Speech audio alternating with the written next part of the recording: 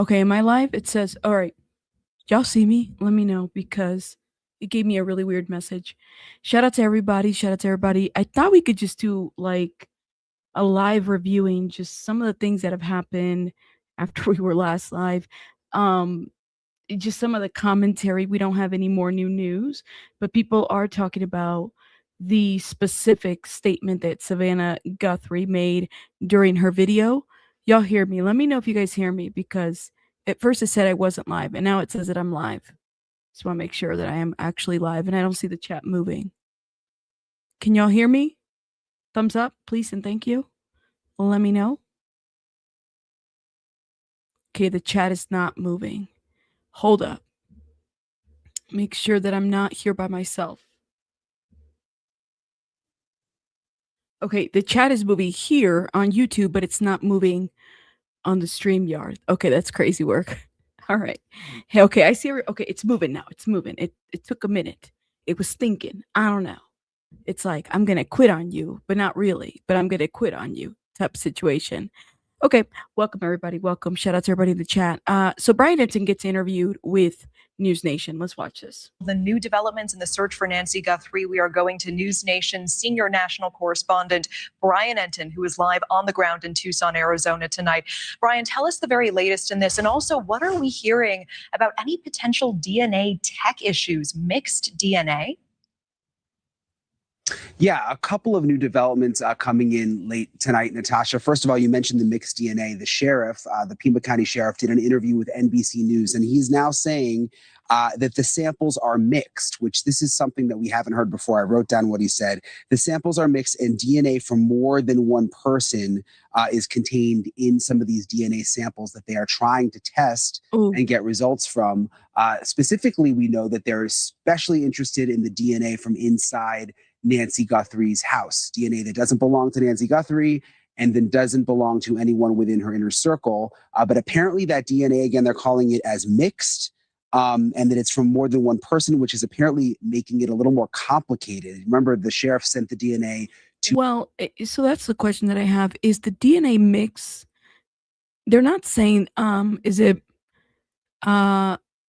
Berletta. Okay, they're not saying that it's mixed because they didn't collect it properly. They're just saying that it's mixed. So I'm wondering about that. He said, yeah, you could open and close a crime scene. What did he expect? Well, okay, so is it mixed because that's what the DNA, like I'm confused by the mixed part, and maybe they can explain that. That's why I tell you guys, like, they got to really explain processes when they're getting into this. I don't know if it's supposed to be mixed, but I'm going to search into it.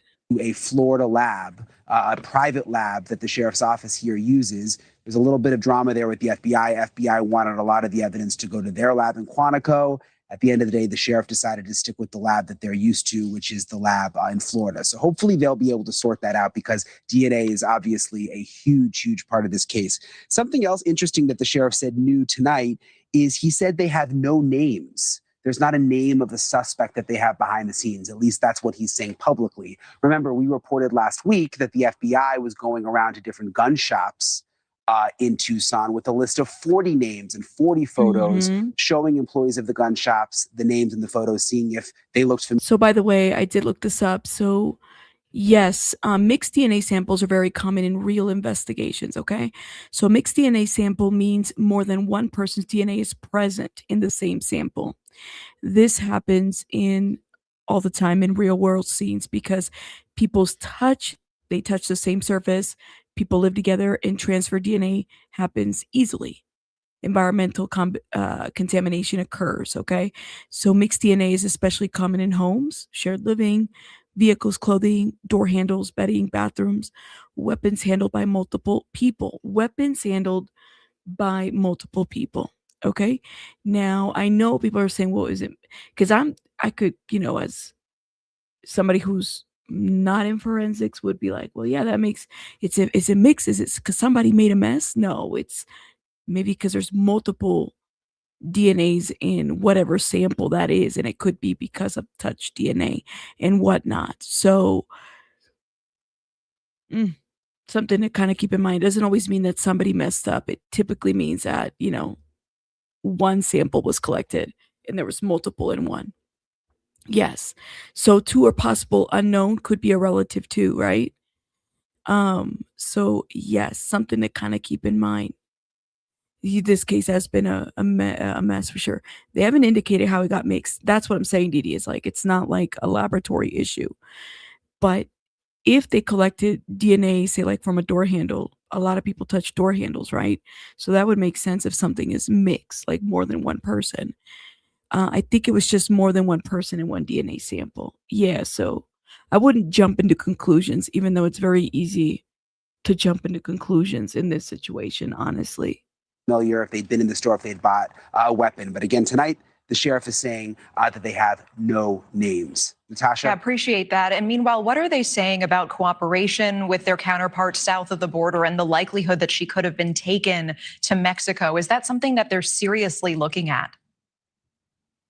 It seems like they are, because we know that the FBI was in touch with Mexican officials very, very early on. Our Libby Dean reported that tonight, that they called Mexico almost immediately to ask them questions about the investigation. Mexico, the law enforcement there, is now saying that they have no reason to believe that Nancy Guthrie is in Mexico. You just can't ignore how close it is, though. I mean, it takes anywhere from an hour to an hour and a half to get to Mexico from Nancy Guthrie's house, where I'm standing right now. It's so easy to cross the border. You don't even have easy to cross the border. By the way, they finally put some no trespassing signs outside of her house, Nancy Guthrie's house, just so people are aware. Happy birthday, Tiffany. Also, happy birthday. Shout out to our member, Storm. Her birthday's today. Shout out to Storm. If you guys see Storm in the chat, make sure you guys are putting in cakes. And yeah, shout out to Storm. And happy birthday, Tiffany, as well. You said, hold up. You said it's difficult. Makes me think it's an unknown DNA. I think so too. Honestly, I think it's, yeah, I would say that as well. By the way, things have calmed down in Mexico. Just so people are aware, things have calmed down in Mexico now. So it looks like things are back to normal. All right, just people are aware. To show an ID or answer any questions. You just go right in, whether you're walking, driving. So it seems like a possibility that investigators have to keep open. And Brian, very quickly, is there a lot of cartel activity in this area? There is, and there are kidnappings that have happened in this area involving the cartel, although all the local law enforcement that I've spoken to has said this just doesn't show any signs of being a cartel-related kidnapping. They're usually more organized, they're in and out quickly. Plus, what would the motive be for them to take an 84-year-old woman like Nancy Guthrie? So I don't think it's cartel-related, but whoever did it, you know, it's possible that they could have taken Nancy into Mexico again just because it's so close. Yeah, it was so interesting to see how easy it was for you to clear that checkpoint. As senior national correspondent Brian Enton, live for us on the ground in Tucson, Arizona, yet again tonight. Thank you so much. Hey there, we've got Don on the phone from your home state of Florida. All right, Don from Florida. Now, these are, I think, repeated questions that were asked, unless these are new questions. But hold up, I want to show you guys something else that I came across. Dang, where did my link go? Something else that I came across, and it was, oh my gosh, I just have so many links. Give me 1 second, guys, while I pull it. Welcome, everybody. Welcome. Make sure you guys are hitting the like button, please, and thank you. Support the channel, share, do all those good things to help out. There was here it is. There was an FBI agent, former FBI agent in interview. No indication it is going to end soon. I don't know what that means, but you know, anytime we give these former FBI agents kind of a platform, I like them, right? So I like to hear kind of a professional perspective. So I always kind of have to wonder, like, oh, damn. And then sometimes we get like conflicting information from these FBI agents, and it just drives me crazy. But that's just me. Becca Del Plato, is that how you say your name? Shout out to you. Thank you for becoming a member. Shout out to you, love. Welcome to the membership. Yes, shout out to Becca. Thank you. You said Rabbit? Damn, Rabbit, we've been telling them from the get how easy it is to access the border, and yet they're figuring it out. Sometimes you just gotta be there. Gotta be there. You gotta be there. You know what I mean? To get to the border. You know, this case has been just insane. But Let's go into this commentary. You saw Savannah's video today, the verbiage, the majorly up reward. What do you think the tactic was there, strategy behind the scene from the FBI with the Guthrie family? Yeah, well, I'll first start with the earliest messages, those messages around the time when the ransom notes were coming out, and we thought we were dealing with a kidnapping for ransom. Those were very structured by the FBI, working in close conjunction with the family. Then you saw one from Savannah about a week ago or so that was more emotional, more unscripted, asking just for pleas for tips and help. And that's what you see now is more of that unstructured, heart-wrenching, very emotional, and speaking more from the heart. What's happening behind the scenes is that the FBI, and there's investigators with the FBI, there are victim specialists, and then there used to be negotiators, and they're probably still involved, but I don't think that kidnapping for ransom is a legitimate lead anymore. So you have investigators and victim specialists working closely with the family. Investigators are working as hard as they can to identify leads, drum up tips, try to nail down who did this, and then ultimately arrest, prosecute, find Nancy. What victim specialists are doing is they're focusing on the family, and they really do have the best interest of the family at heart here, because this is an incredibly difficult time for the family. Like, they're dealing with unknown grief, right? There's no resolution, no end in sight. It's a really traumatic way to grieve. I think it's important how he says that the first video was scripted and then the other one was not scripted, and you could kind of tell like what was scripted and what wasn't. Now, First Liberties, remember I told you guys in the morning, I said, you know that first press conference? There was the first one. There was the second one. The second one, the sheriff slipped up, right? He slipped up. He wasn't supposed to say. And then he corrected himself. He was speaking figuratively. Now Savannah is saying what it was. I don't think that she slipped up. I think she's just speaking because it doesn't seem like it's scripted anymore. And we can rewatch it again. Because after you watch it, you're like, oh, it kind of lets you know what the working theory is at this point for everybody, you know, just so people are aware. Katie Cat, my love, thank you so much for your 14-month membership. Shout out to you, love. Shout out to Katie Cat, OG. Well, not OG yet, but you're getting there, my love. You're getting there. Thoughts are, why did this sheriff not want them to put this double amount up from the beginning? Could have made the change or differences in the case. I think that the reason why the sheriff, this is just me guessing, totally don't know. But I do believe that if you put up a lot of money up there, then you leave it up for speculate. Well, if the ransom note is asking for 100,000, 200,000 or whatever, we don't even know. We don't even know what the first note looked like, right? The one that came to the local news before TMZ disclosed it. We don't know how much that was. So I wonder what that first ransom, what was the amount? What was the first amount? Was it $1 million? Was it more than $1 million? That's the question that I have. So then if they would have said, well, $1 million, then yeah, like, why didn't they put up that money initially? But I think that they still had a working theory about whether this was a kidnapping or not. I don't think that they felt that this was a kidnapping right away. I think people maybe thought that this was like a prank, because who would take an 84-year-old woman? That's the question. Cheeks, you're commenting on the FBI's eyebrows. leave it to my mods in my chat to notice things that I wouldn't typically.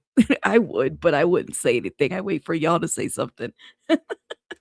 Because you just don't feel like you have any answers, and you almost feel helpless. So at this point, those victim specialists are talking with the family, and the family wants to act. They want to do something to help the case. This $1 million family side of the reward is their act to help boost up the number of tips, and not just the number, but the quality of tips as well. That helps the investigation. So it's kind of part of the grieving process for the family, but also they're working in conjunction with investigators and boosting the quality of tips. We're on day 24, seeing that this is a video going out today. This reward is now at where it's at, and they're pleading for people to come forward. Does that mean that the FBI and the sheriff's department are at square one, that they just don't know at all who did this? Yeah. Well, I'd say the answer is no. They're not at square one. They probably don't know who did this, though, either. Like, I think those both can be accurate at the same time. They have a lot of avenues that are going down. Now, we all see weeks go by. and no resolution. And we think that means a cold case. And that's really far from it. Cold case isn't really identified by time that passes. It's more identified by the lack of viable leads that an investigator has. In this case, there's no lack of leads. There had 18,000 to 20,000. It's 700 calls today, guys. Like, I think it's pretty effed up to say that this is a cold case, quite honestly. And I think you're right. I think the sheriff did tell them, right? Because we did read that article during the week that the sheriff said, well, today, actually, this morning, the sheriff told them don't put it up. So Sylvia's question of like, why did the sheriff say that? I think it's because of their working theory of what they had at the time. I think were reported at one point, and probably way more than that. And then the thousands of leads that the FBI and the sheriff's office generated on their own. So there are plenty of leads to go down. That includes DNA, it includes technical information, it includes following up on every item you saw in the surveillance video, the broader canvassing they're doing, all of that. So it's not a cold case, but they probably aren't focused on an avenue either. So it's not, I mean, it's good that they're putting up the family reward. It's going to boost hips. And Savannah's right in that message. Somebody out there knows something. Somebody doesn't want to report their information to law enforcement. This $1 million, it's 10 times bigger reward now, may convince them to come forward, even with information that you might think is small or insignificant. A lot of. I hope that it does. But then again, remember, I wonder if the reward is conditional. Would they have to give themselves up? What if they saw everything go down? I hope that it does help, but I don't know if it will. Like I said this morning, I was like, I don't know how I feel about that.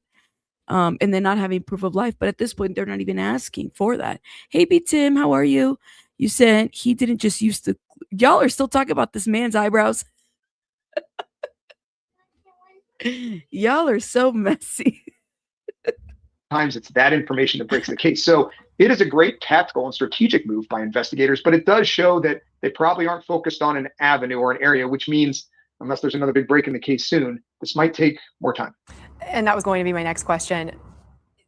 Is it possible that the strategy with Savannah's video was speaking to a person or a group of people that the FBI or sheriff's deputies may have zeroed in on to try to get them to come forward? Or do you think that they don't know a specific group and this is a broader plea?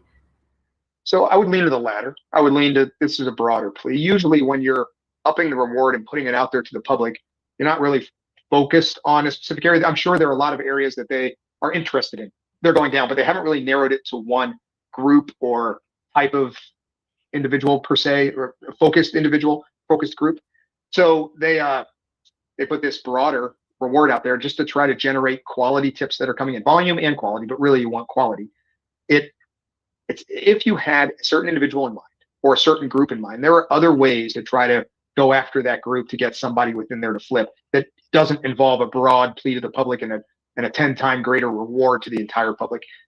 You can do a lot more focused action. At least as an investigator, that's what we would have done. And I'm sure they would be doing that here if they were going down a specific path. How often have you seen a reward that's 10 times greater than it was before work in terms of having people come forward for a high profile case? So it absolutely works. Raising a reward works. Money does talk, unfortunately. And when you're dealing with people who engage in criminal activity like this, it's why they're doing the criminal activity. I mean, usually it's financially motivated. There are times it's not, but for the most times it is. And if this was a robbery gone bad or a burglary gone bad, there is a financial motivation there. No. They're playing on somebody. I don't think that like I said, I was there. I believed it. Now I don't, especially now that we know, well, sheriff said that it's all speculation. It's all speculative. Okay. But the FBI and the FBI sources are saying something else. So I don't know. I don't know if it's a robbery guy. I don't think so. I'm not married to that theory anymore. That theory and I are divorced. Right, K-Baby. It's just like has been bizarre and frustrating from the start, honestly. Within the group breaking and coming forward and trying to look for that money. But I think more likely they're looking for somebody on the ancillary, somebody a little bit outside the group, that the group, somebody from the group bragged to something about or showed them items that they've used in the past or made just some suspicious mention that had somebody, maybe a family member or friend, questioning, hey, maybe you were involved. That's probably who they're targeting. It's like that group on the peripheral edges of the inner circle of that criminal organization. If there is a criminal organization here, that's who they're targeting. Interesting. Okay. There's also some discrepancy about the DNA that was found inside Nancy's home. We had sources at CBS confirm that this DNA in her home may be quote, low level, possibly not suitable for the federal databases or the private laboratories. I know from my experience in the DNA world that there are some companies that can do a lot with very little DNA, degraded DNA, a very small amount of it, but that's also kind of a precious cargo because you only have so many times you can put that through the system to try to get that match. What do you believe is at stake with the home DNA, whether it's low level or not? Is there still a possible lead to be drawn from that? There's always a possible lead to be drawn from it. And it's taking time because labs are, like you said, taking their time and trying to be strategic. They don't want to destroy evidence, lose the best opportunity they have. So they're trying to be strategic about it. Plus, if there is evidence at different labs, that's communication and coordination that has to work together. So yes, there's a possibility, but you're exactly right with the DNA. There are high quality DNA, blood, it's bodily fluids, blood, semen, saliva, sweat. Like that's what you're going to get high quality DNA from. From the surveillance images, if this individual was the only individual inside the house, or if there were others involved, they were all dressed similarly, they're not going to leave that unless they get cut or hurt or they do something not smart inside the house. So they're not going to leave that high quality DNA. What they might leave is touch DNA or very fragmented DNA that you're talking about. And that can come just by being in a room. It can come by touching the handle of something or maybe part of your skin grazing the handle of something. What that usually entails is when you collect that DNA, there are multiple different persons' DNAs on there. So it's mixed DNA profile. There you go. It has to be separated. You just said that. It's mixed, which makes it very difficult, right? Didi, we were just talking about that.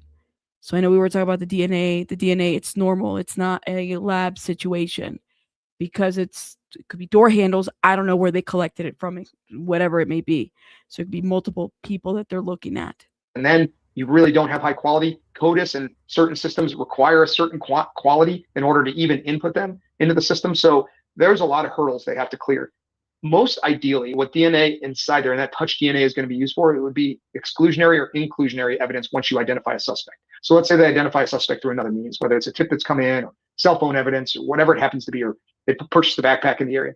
Then they get a search warrant to collect that individual's DNA. And then they compare it to the small quantities of DNA that you have inside that house. If one matches, that individual, or if it's touch DNA, it's a little removed, right? It's not blood dripping, so they're not directly tied to the house, but they've contacted somebody who's been in that house. They have some connection to being in that house, and they're going to have to disprove that. So that's really where this will likely come into play. Might not lead them to a suspect initially, but it'll help corroborate or exclude a subject down the road. So with everything we've learned today, with Savannah's video, the up reward, where this DNA may stand, where do you think that leaves these original ransom notes? I mean, those people, that person was allegedly demanding a certain money, and here the Guthrie family is now offering $1 million. Does that help legitimize the ransom notes, or make them? Does the fact that they're offering a reward, I think, is a good question. Does it legitimize the ransoms? The ransom notes have not been confirmed they have been talked about, but they haven't really been talked about by the FBI. Not credible that they aren't part of this at all, because we haven't learned more on that. Yeah, as an investigator, you got to stay objective, and you're going to keep leads open as long as you possibly can, because the worst thing you can do is close your eyes or put blinders onto a lead and not follow it down. So I'm sure the FBI is not discounting that until they've made the definitive conclusion they should discount it. I would say early on, those ransom notes and the subsequent notes that you got about an individual knowing information but not wanting to report it directly to the FBI, they wanted to report it to somebody else and then get money. All of those seemed fraudulent from the start. There were so many indicators of that. The length of time it took to ask for it, the lack of proof of life, the no open line of communication directly with the family, the fact that it went to a media company, all of those are indicators that this is probably not legitimate, but you can't discount it. So they went down the road of investigating it. Now you're getting to a time that so much time has passed. Any kidnapping for ransom motive, where they're holding an 84-year-old victim this long who's already injured and in a fragile state, it makes zero sense. That's not the way any kidnapping organization or individual would operate. So it leads me to believe that they were fraudulent from the start. Ooh. I know you said that it may take some time to get things back, especially. Former FBI is saying fraudulent from the start. Leads me to believe that they were fraud. Well, I think the ones that TMZ was putting out, especially the back and forth that he was having with the guy, whoever the hell it was. To me, that just sounded so trollish. For ransom motive, where they're holding an 84-year-old victim this long who's already injured and in a fragile state, it makes zero sense. That's not the way any kidnapping organization or individual would operate. So it leads me to believe that they were fraudulent from the start. I know you said that it may take some time to get things back, especially DNA, especially if it's mixed. But from day 24, where we are now, I think people want immediate resolution. They want closure. I mean, you see the video of Savannah. It is emotional. It's hard to watch, and it feels like we haven't had a lot of answers. Just little tidbits of information as we move along. But again, nobody arrested, no charges. We don't know where Nancy is. Do you think that we're looking at quite a bit more time before any of those questions are answered?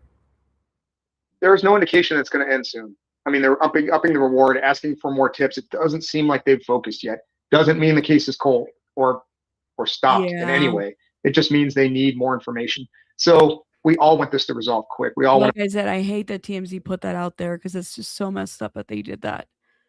Well, our sources told us no, like, and even now, knowing what we know today, I pulled the press conference on the second day. And let me tell you guys, I got the transcript. We're going to watch it, just that portion of it where he kind of like tries to walk back certain things that he says. Now, it kind of feels a little bit different at this point. Finance. You heard Savannah talk about blowing on the embers of hope. Like, that's a great way to describe it. It's at embers at this point. It'd be miraculous if we'd find Nancy safe, but the family's still holding out hope and investigators are trying. At this point, I think it might take some time. I know people don't want to hear that, but I would encourage people at this point in the case, now that so much time has passed, it's not really in time. It's really quality of the information the investigators are getting, the quality of information the public has. Even if you know something. Well, I read somewhere that, again, 700 tips today. Joey, thank you so much for the $4.99. There isn't enough of the unknown DNA found in the house to be entered into CODIS. I heard about this too, per Brian Enton. So we know that there's an unknown DNA, but there isn't enough for it to be entered into CODIS. That's really sad, actually, to even say that and hear that. But I mean, what are you going to do? You know, I mean, guys, we have all these, by the way, thank you so much, Joey. Shout out to you and shout out to you, love. Thank you. We have so many, there's so many systems out there, guys. We're so far advanced. I mean, it was like we were talking about this morning. We were able to find the president of Venezuela, and we can't seem to get this one. I don't understand. I don't. That's what I've been saying all along. Ransom notes were not legit. It's crappy that people are victim blaming Savannah and siblings for not paying without proof the people had Nancy. I mean, I don't know, man. If you're asking for proof of life, that makes sense to me. Like, you know, you're asking for it if it's legit. Anybody can do this.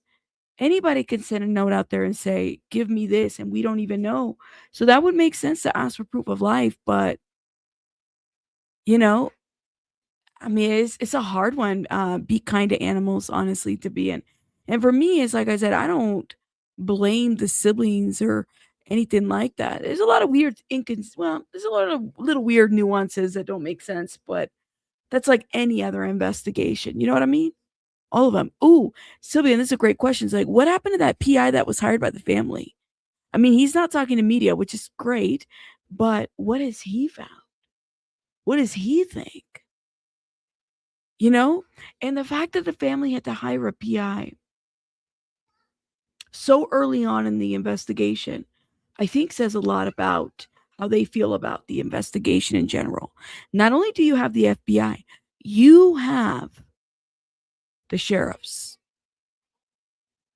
So something was going on, y'all. Something was going on that she had to hire a PI, right? CODIS is the criminal database. So if they didn't have a record, they won't be identified. That's right. They won't be identified. It includes profiles from violent offenders. Right. But Auntie, what we're saying is that there wasn't enough for somebody to even be identified. Like whatever the DNA was, there wasn't enough. So even if we had CODIS, I don't even know how the use of it wouldn't even have helped because they don't have enough. That makes sense. Whatever that. I'll have to reread Brian Enton's post. I think it's small. Calling law enforcement, because that could be the puzzle piece that puts it all together. That's what we have to do right now, because cases like this, kidnapping cases, especially child kidnapping cases, or any individual that's really innocent or fragile or needs support, it affects not that individual, but entire families, entire communities. It affects all of us. And this case is no different. It's gotten so much notoriety. It's only expanded that level of compassion that people feel for Nancy and her family. Yeah. Lance, thank you so much. Appreciate you coming on as always. This is informative, but I want us to go real quick here. Now, let me shout out a Lovely Light. Thank you so much for gifting 5 memberships. Y'all, if you've been gifted, I saw a bunch of people be gifted. Like Rick, Jaden, Kelly, Ashley, everybody. Make sure you guys are putting hearts if you've been gifted. Thank you guys. Thank you, Lovely Light, for gifting. I appreciate you for that. Guys, make sure you guys are hitting the like button. That's also a way to support the channel. Sharing, hit the like button and everything. But I like that this former FBI agent is saying that it's not a cold case. So I was thinking about this too. We're going to go to Savannah here, but again, this was February 5th. Okay? And I'm pretty sure, I don't know if this was the second press conference. Guys, it feels like such a long time ago. Like, it's crazy work. Listen to the words. I'm going to put the transcript, how he talks, okay? Who said that? Who said they didn't think she? Early in the investigation. Boy, if I said I absolutely misspoke. I've never thought she was or wasn't targeted. We've always believed that is certainly a possibility. I mean, you'd be silly not to think that. Somebody disappears in the middle of the night out of their home. You can understand where I'm coming from. But no, if I said that, obviously I misspoke, or maybe somebody misheard me. But I've never believed that she was or was not a target. She was or was not a target. If somebody was scoping that house more than once, or however many times, we have only seen 2 different pictures, right? To me, she was a target. Somebody was a target, okay? Somebody was a target. Let me see. Was it the first press conference that he talked about the night, or was it the second one? I felt like it was the second. Our heart fails after seeing messages last night. Professional employee staff. We might have to pull the first press conference. We're going to do those things. Okay. Just want to follow up as well in regards to the video that was released. Okay. And then contact them early. I know that night, Sunday night, Saturday night, Sunday morning, I know we're all doing the hospital checks, and checks continue to every single hour. Okay. I need to find, maybe it's the first video. Did he say it the first time?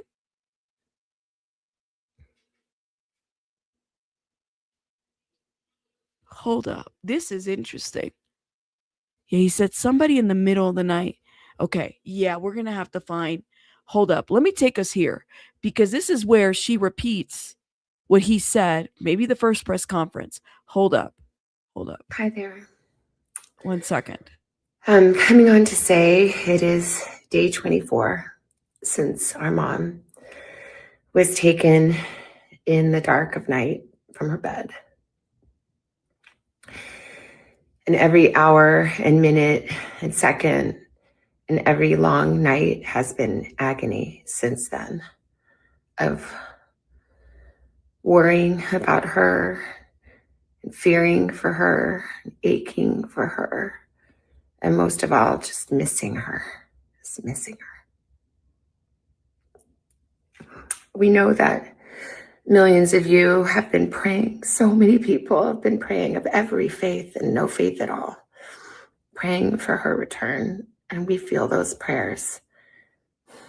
Please keep praying without ceasing. We still believe. We still believe in a miracle. We still believe that she can come home. Hope against hope. As my sister says, we are blowing on the embers of hope. We also know that she may be lost. She may already be gone. She may have already gone home to the Lord that she loves and is dancing in heaven with her mom and her dad and with her beloved brother, Pierce, and with our daddy. And if this is what is to be, then we will accept it. But we need to know where she is. We need her to come home. For that reason, we are offering a family reward of up to $1 million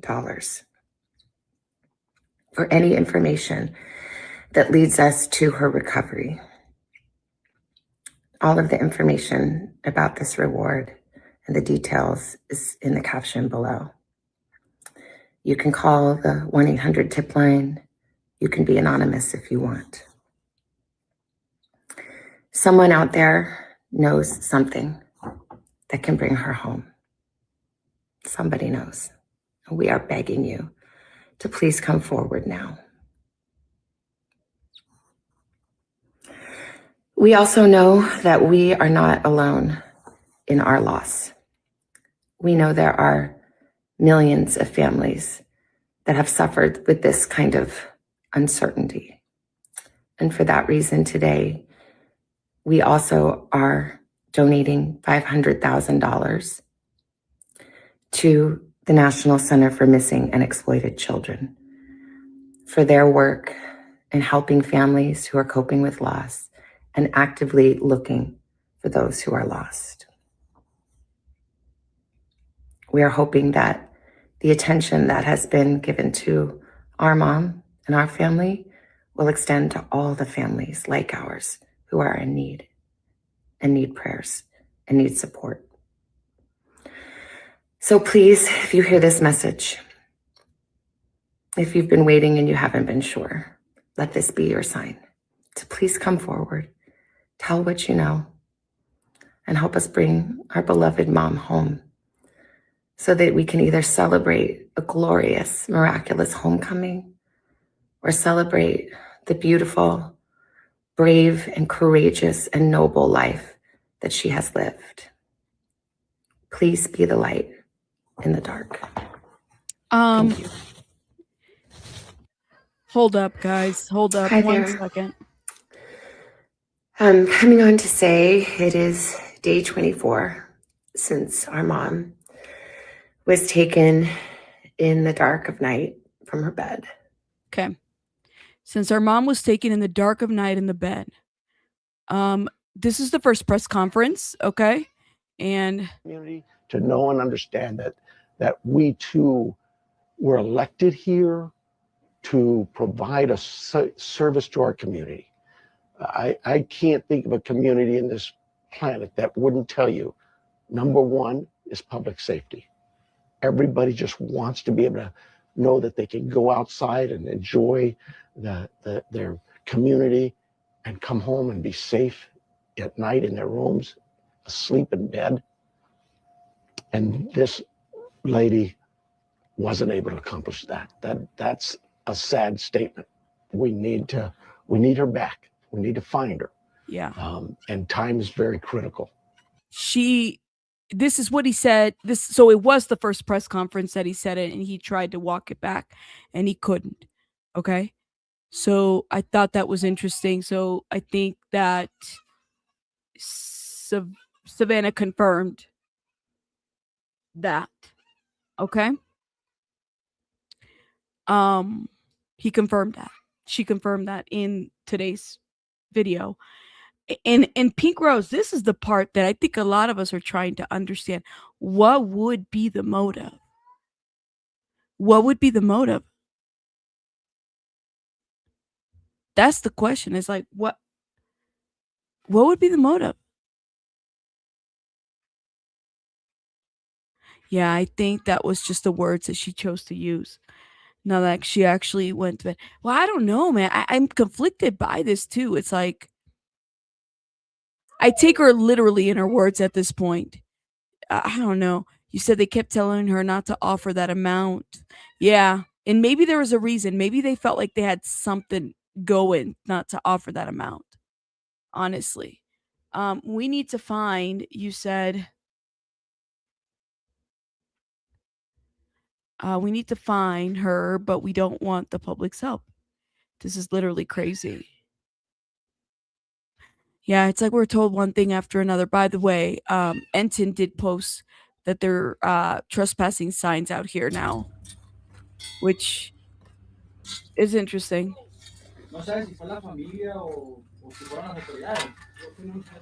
They're asking them who requested the no trespassing signs. My question is, does that include the workers that are coming and going out of here? I don't know. Because, I mean, they haven't treated this like a crime scene since from the beginning. No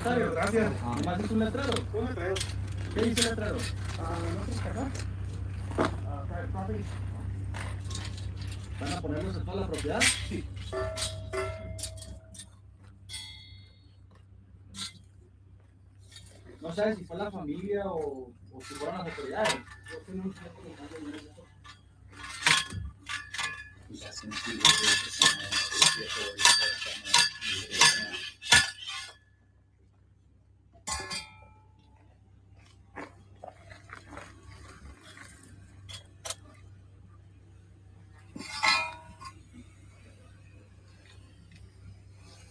¿Qué piensas de todo lo que está pasando?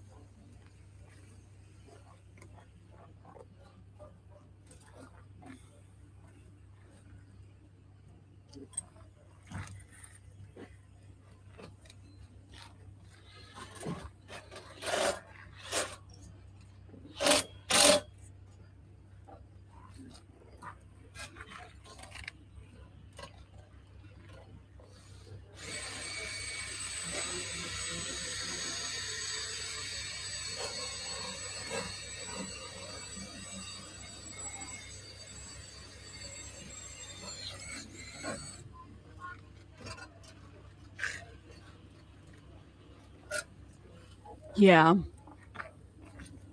I kind of see why though, Vicky. Like honestly, I think that that's important, right? Like if they were to offer 1 million up in front, you don't know what you're getting. So I kind of see, not that I'm excusing Nanos, okay? I know I'm not a fan of Sheriff Yosemite Sam, but I do believe that in this situation, just offering up money might not always be the best thing. Not right away.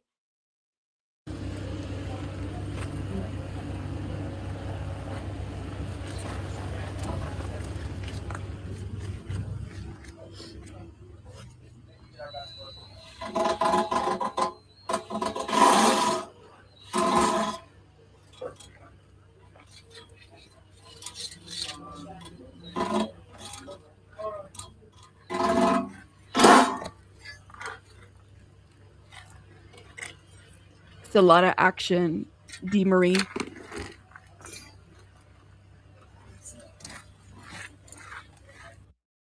Hold up. And then Enton just posted an update too. Let me show y'all.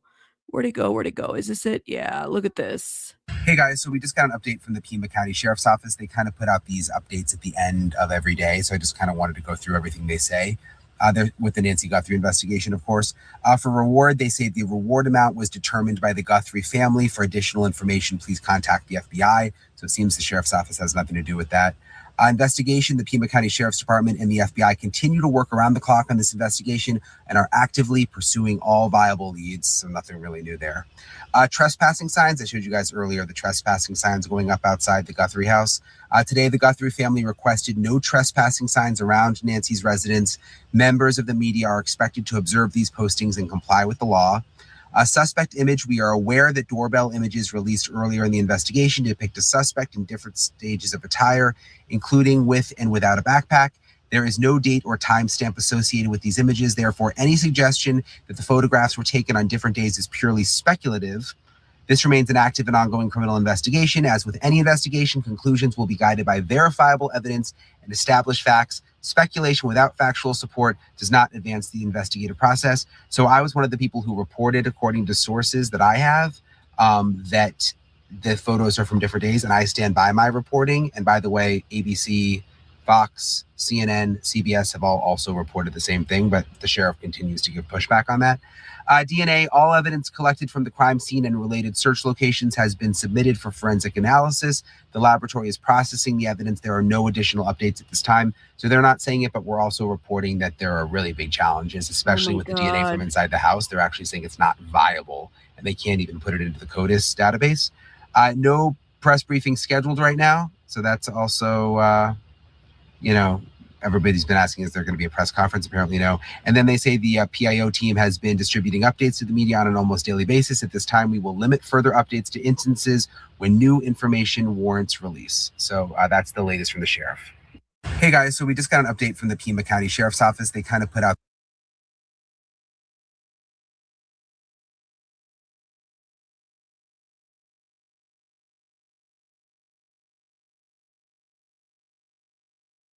I'm muted. He is standing on his reporting. Enton Libby, I think that's her name. The other lady that was mentioned in TMZ. Sheriff Harvey. I mean, they've all said that they have sources within the FBI. I was muted.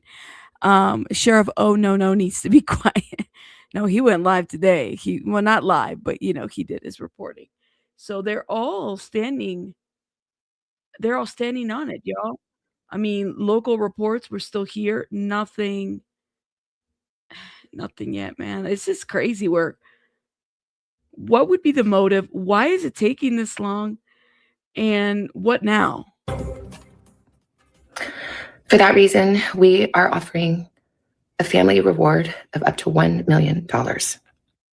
That emotional announcement coming as the search for Nancy Guthrie is now in its 4th week.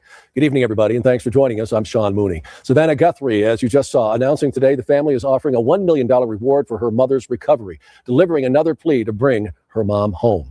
News 4 Tucson's Monica Garcia joins us live with more on that emotional message, the significance of her words, and why now. Monica.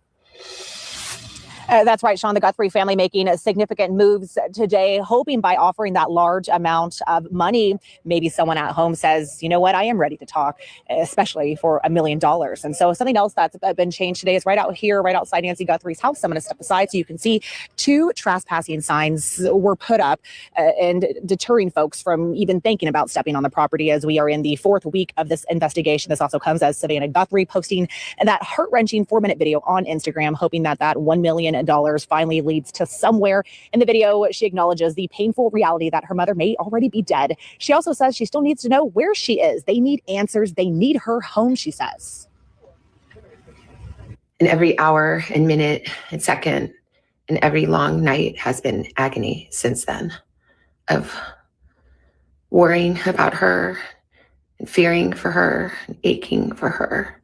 And most of all, just missing her. So later in the video, she also acknowledges the special attention this specific missing persons case has been receiving. She says that she also says that they're going to be donating $500,000 to the National Center for Missing Exploited Children. And all the evidence we now know right back out here at Nancy Guthrie's house, as we've just been updated by the Sheriff's Department, we are learning that the evidence is still being analyzed, forensically analyzed. And that's that evidence that we've been holding on to hope for, that possibly there's a DNA sample within that enough to possibly find out who was behind all this. We're still waiting for confirmation on that. Live at Foothills, I'm Monica Garcia. Sean, back to you. All right. Thank you, Monica. And that reward now on top of the FBI's $100,000 and the 8/8 crime award of over $102,000. And Savannah's video comes, as sources say, one surveillance image of the suspect in the Nancy Guthrie case may have been taken before she disappeared. NBC News reports that 2 law enforcement sources say this image you see right there of the mask. And again, it's being repeated. So I think that there is some viability to that source as well, as what it sounds like. A lot of people are repeating it. Now, let me tell you guys something else, just so you guys are aware of, oops, sorry, baby buddy's like doing the most. According to the FBI, their command post for the Guthrie case has now moved to the Arizona FBI headquarters in Phoenix, a bigger facility for their operations. The FBI confirmed that they still have investigative teams in Tucson. This decision was to keep high efficiency. So they've moved their stuff over here. That is so interesting. Okay. Suspect outside of Nancy Guthrie's home may show the person there before February 1st. Pima County Sheriff Chris Nanos says the timeline is still under investigation and the doorbell camera did not provide any dates or timestamps, making it very difficult to be able to tell exactly when that occurred. And here at News 4 Tucson, we are continuing to invite you to sign our banner outside of our station to support Nancy Guthrie and her family during this very challenging time. Nancy's daughter, Savannah, as you may know, is part of our KVOA family, having worked here before becoming co-host of the Today Show. The number of signatures on that banner continues to grow. People have written their thoughts and prayers, as well as leaving candles and flowers, as you see, in support of the family during this difficult time. And as we've mentioned, we plan to get that banner to the Guthrie family. And you can find it right outside of our News 4 Tucson studios off Stone and Drockman. That's really at 209 nice. West Elm. You see the location on the map. For continuing coverage on the desperate search for Nancy Guthrie, be sure and stay with News 4 Tucson on air, online, and on all of our social media platforms. That is really nice that they have that up there. Now, hold up. I want to go to the Brian Enton question real quick. Hold up. What's up? What's your question? Hey, Brian. Thank you so much for your passion work. We really appreciate it. I am wondering, being that I have been a psychic follower all my life, why haven't they brought in like a valid person that lives right in Arizona, like Alison Dubois or someone else? Yeah, it's an interesting question. You know, it's funny, Don, that's a question that I've been getting a lot on X. A lot of people are asking about it. Maureen, it may sound kind of strange, but has the FBI ever used that's a psychic question. Y'all remember how Maureen answered it? And she's like, they always tell us that look under the bridges, look under the, I think we've answered this one, which I thought was interesting. I was like, okay, now hold up. They brought that in. Are they just kind of putting clips together? I want to see if there was any other questions that we missed from here. Hold up. The ground. But I just have a basic question that is there two separate investigations? That's a good question. And with the kidnapping, and what is the reasoning that the Adult Protective Services investigation was opened 1 week before she was kidnapped? It wasn't. Car that was left. I'm with the internet sleuth group. That's been clarified, by the way. We did see this answer right here. Now, let me see if we can go to another question. That's question 5. Hold up. Is how did this low life scale get into the house? Was there like any signs of a break-in? Did he use like picks? How did he get into the house? That's nuts. I don't know if you can answer it. Yeah, it's a good question. There were reports of forced entry in the beginning, and then the sheriff walked that back. Eric, what do you think? I mean, we've seen the suspect at the front door. We have the video up right now, but we don't know that he went in through the front door. What are your thoughts? No, in the limited information we have, we know that he approached the front door. The simplest method that they use is simply to knock and wait for an answer, or wait for somebody to voluntarily open the door and then proceed to abduct or kidnap or whatever the case. There would be if there were indications of forced entry, they would probably be use of some sort of ramming device or some sort of device to compromise the lock. But the easiest form in which these... So the Adult Protective Service, Abram, I know you asked. Okay, honey. The Adult Protective Service part, the question, they left the card. They came over after she had already disappeared. They left the card at her door. So Brian Enton actually says that his producer was out there too and actually saw when it happened. So this Adult Protective Service thing, it's already kind of been debunked. It wasn't before. It was actually after she was already reported missing and whatnot, just so people are aware. These subjects operate as just to knock on the door and to wait till they voluntarily open. Yeah, it's so scary to think about that in the middle of the night if Nancy woke up and saw this guy outside her front door. Bob, have you thought at all about if you think there's a second suspect or a getaway driver, or could there have been someone around the backside of the house at the same time? I have thought about that. I've discussed it a little bit, and my gut says there probably was. A car of some sort was involved with the kind of the lack of care that the suspect we see walking up to the front door has. Once they were able to get their hands on Nancy and get her out, it would be a lot easier to have someone waiting for you. So here's the question that I have is, would they change their opinion knowing that these are all different days now? Because this person, he or she, we don't know, could have gone one day. This could also be another person. So if he had scope out the area, to me, it's like he kind of got used to it, and there would be a lack of concern about getting caught since he's been casing out the area and maybe capturing Nancy's habits and whatnot. So this is why this whole situation bothers me even more, because it feels like you're literally. Had we all known that this was different days, we probably would have given commentary a little bit different for these professionals that give their opinion, throughout the day and in cases. The cop part of me says, yeah, there probably was a car out front just waiting. You've been in the neighborhood with the lights out, a dark night. No one's going to see that. It's not going to look out of the ordinary at 1 a.m. in the morning. So there probably was, and hopefully that they're following up on all the vehicle leads in the area as well. Yeah, I wondered the same thing, if maybe the getaway driver was parked a block or two away and then got the call to come back. It's something like that. That's an interesting point. J Rabbit says maybe she was going to drive somewhere, and that's why she opened the garage, and that's when she got in, and that's when they took her car, potentially, right? They wanted something with her car. Something was up with that car. You know what I mean? That's the one thing that doesn't make sense. Doesn't Nancy or Annie have a doorbell alert on her doorbell? Like, how did he know they wouldn't be alerted? Right, because he was surveying the area. That makes sense now. He must have been scoping out the area. And had people know that, if we have known that, then a lot of these professionals that are saying, well, the guy got reckless, he looks like an amateur. I don't know. He was casing her out for a while, right? So that's what that's given to me. No, it's legit. Me Blondie, it's legit.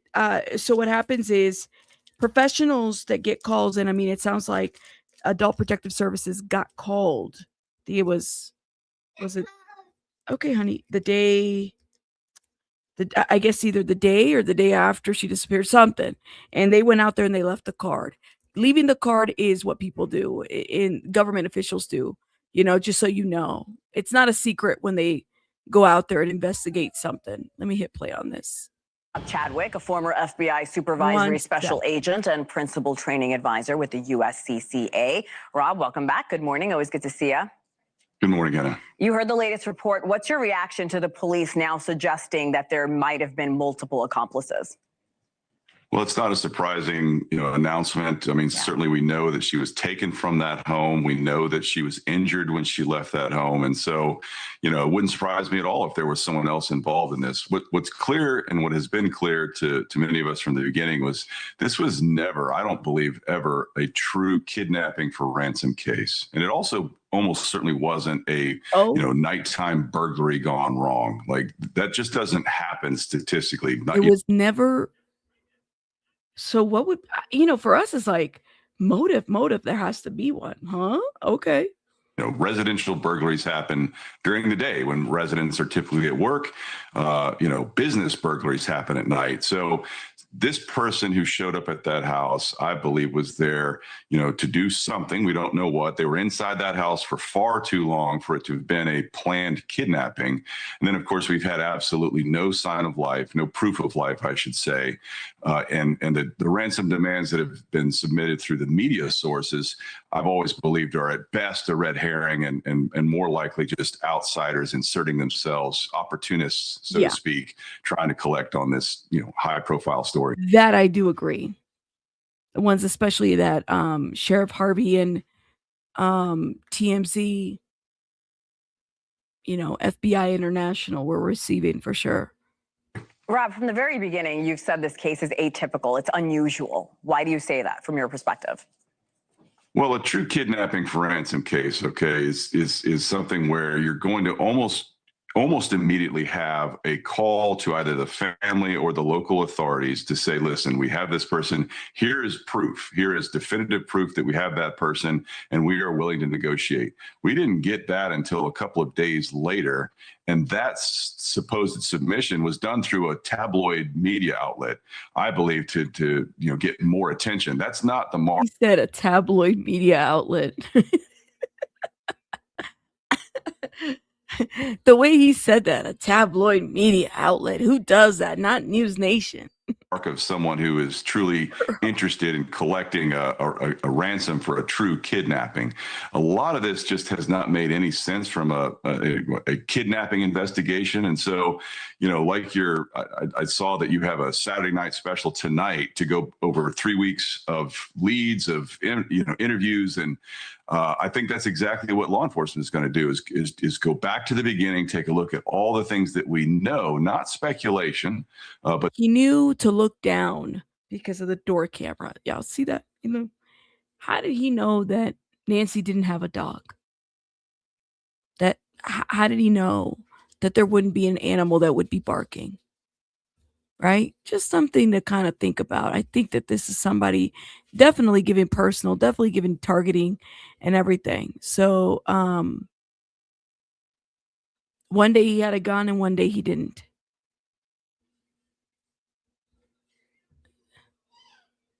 He or she, group of individuals. That's right, Ronan, because he had been there before. Thank you, Ronan. the things that we know with maybe a fresh set of eyes to say, okay, what is it that we can track down? I still believe that the clothing items that we see there are, those are tremendous leads. That holster, the combination of that holster with that pistol. That's why we had that story earlier in the week where, agents were going out and questioning people at gun stores to see. That's a very unusual combination and I believe a tremendous lead. Rob, it's been, and you and I are talking about this, it's been 21 days. Hundreds of officers and agents are working around the clock. 40,000 tips have come in. When does the police and the FBI start to divert resources away from this case? This is an interesting. Well, I don't think so. I don't think anything was, Rachel, I don't think anything was taken from the home. I don't even think it's anything that's been publicly said that we know of. Nothing that we know of. When did Yeramin, when did Fox report this? DNA found in Nancy's house revealed. Yeah, the mixture of the DNA, we were talking about that. Unless it's different. Guys, make sure you guys are hitting the like button. Thank you so much. Thank you, Mama Llama AZ, for letting me know your like number. I appreciate you. Thank you, guys. Don't forget to hit the like button and hype up the video, please, and thank you. Yeah, so was it a gun or a taser above his junk? I don't know, man. Anyways. Case is obviously atypical, and it has captured the attention not only of the United States but the world. And so law enforcement is desperate to reassure the public, hey, listen, we're going to get to the bottom of this. We want to make sure that people that are watching this that could see themselves in this situation are reassured, hey, we're going to solve this case. So the pressure's there. They're not going to divert a ton of resources, but certainly they're going to shift the investigation. I doubt that there are SWAT teams standing by at the ready like there were just a few weeks ago. There certainly is a local SWAT team there and potentially a regional SWAT team. But, we had multiple SWAT teams staged throughout the area in case there was a discovery of a stash house, so to speak. I doubt that very seriously is the case anymore. Certainly they are ready to go at a moment's notice locally. But yeah, this is going to be one of those cases, and I know it's frustrating for the general public, but these things do take time. It's a very unusual, atypical case, but they're certainly not going to give up. Rob Chadwick, thank you so much. Your wealth of knowledge when it comes to this case. I've been watching your reporting on it all week. Thank you again for coming on. Ooh. Thank you. Thank you for watching. Okay, be quiet, Fredo. Y'all, I think this is a interesting theory too, that I feel like this was a true kidnapping for Ransom. But unfortunately, she passed away and they couldn't provide proof of life. So maybe they left her somewhere. I don't think she's in Mexico. I think she's somewhere in the desert, honestly. it seems to me that there's a lot of opportunities to put somebody in the desert, honestly. Sylvia says, is it Arizona? What about the tunnels? And that's a good point. There could be tunnels or the bunkers underground. I don't know. I do not believe it was a kidnap for a ransom. Gotcha. Huh. Well, guys, we're going to keep following. I'm going to let you guys go because I got to go tend to baby bunny, but I'll be live hopefully tomorrow morning. If anything pops up new in the case, we're also going to be probably covering some other stuff too that we have on our docket to cover that we need to cover. But let me know what you guys think overall. Oh yeah, the mine shafts too. I forgot about the mine shafts. I don't know, man. Hopefully there might be some answers, but we're day 24. Day 24? Day 24. I don't know. Some may right. Shout out to everybody that supported. Thank you guys so much. And you can support by hitting the like button. I will see you guys on the next one. Have a good night, guys. Bye.